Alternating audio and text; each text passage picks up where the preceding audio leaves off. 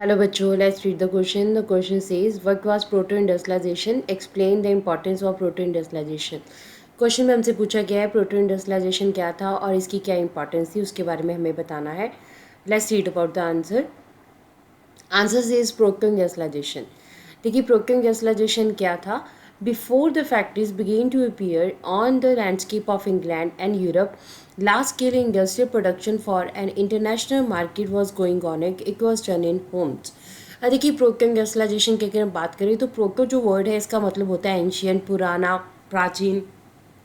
तो इसका मतलब इंडस्ट्रियलाइजेशन से आगे आने से पहले का जो टाइम था उसे प्रोटो इंडस्ट्रियलाइजेशन कहा जाता है.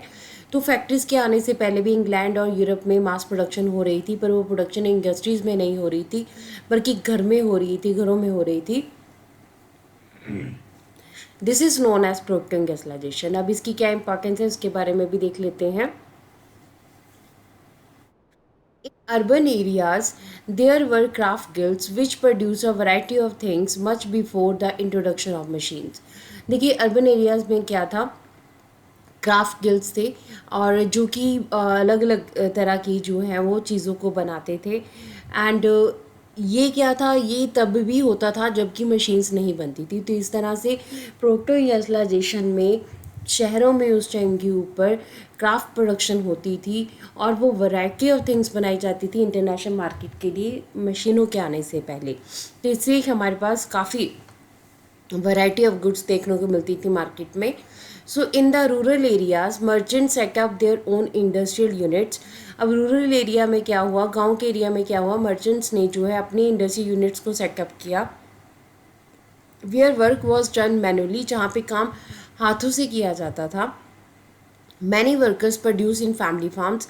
बहुत सारे वर्कर्स जो हैं वो अपने फैमिली फार्म्स में काम करते थे. By this way they could continue to cultivate their fields as well as they can earn more from extra work. ठीक है, अब क्या था, रूरल एरियाज़ में मर्चेंट्स ने इंडस्ट्रियल यूनिट्स को इस्टेब्लिश किया जहाँ पे गांव के लोग ही काम कर रहे थे. वो एक साथ अपने गाँव के जो खेत हैं उनको भी देख रहे थे और साथ साथ में जो है मर्चेंट्स के लिए वर्क भी कर रहे थे. इस तरह से ड्यूल पर्पसेस कर रहे थे. तो मर्चेंट्स का काम भी चल रहा था, इंडस्ट्रियल गुड्स भी प्रोड्यूस हो रही थी और इंटरनेशनल मार्केट में जो है इंडस्ट्रियलाइजेशन भी पहुंच रहा था, इंडस्ट्रियल गुड्स भी पहुंच रही थी और जो फार्म्स हैं वहाँ पे भी काम हो रहा था. तो इस तरह से प्रोटो इंडस्ट्रियलाइजेशन के टाइम के ऊपर हमारे पास इसकी काफ़ी इंपॉर्टेंस है क्योंकि उस टाइम के ऊपर भी इंटरनेशनल ट्रेड चल रहा था.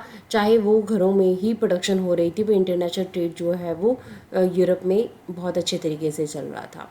So this is the importance of proto industrialization. Hope so you understood the question as well as the answer. Thank you.